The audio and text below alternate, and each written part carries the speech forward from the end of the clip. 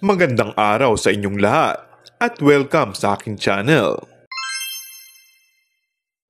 Julia Montes, may pinaghahandaan.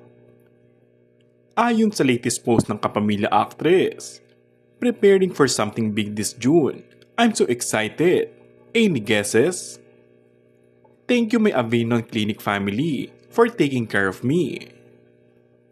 Matapos ang success ng 5 breakups in a romance, may bago na raw ngayong pinaghahandaang proyekto si Julia Montes. Ibinahagi nito ang kanyang excitement sa bagong proyektong gagawin sa Kapamilya Network. Ayon sa kanya, bago para sa kanya ang proyektong gagawin.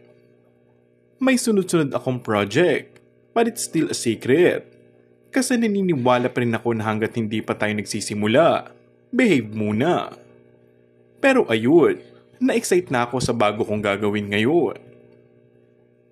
Nang tanungin kung handa na nga ba siya magpa-sexy at sa mga dating roles, agad na sinagot ng aktres, oo naman po. Lagi naman po akong handa pagdating talaga sa mga ganyang project. Kasi syempre bilang aktor o aktres, kailangang alam natin na handa tayo sa bawat role na ibibigay sa atin. Paliwanag pa nito. So nakadepende pa rin po yan kung may aral. Kung maganda ba talaga yung story at matututo tayo, ay tatanggapin ko po.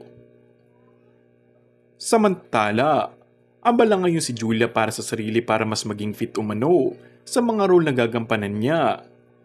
Mas sinusulit din daw nito ang oras sa pamilya bago bumalik muli sa trabaho. And that's all for our today's video. Kung bago ka lang sa aking channel ay mag-subscribe at pindutin na rin ang notification bell. Maraming salamat!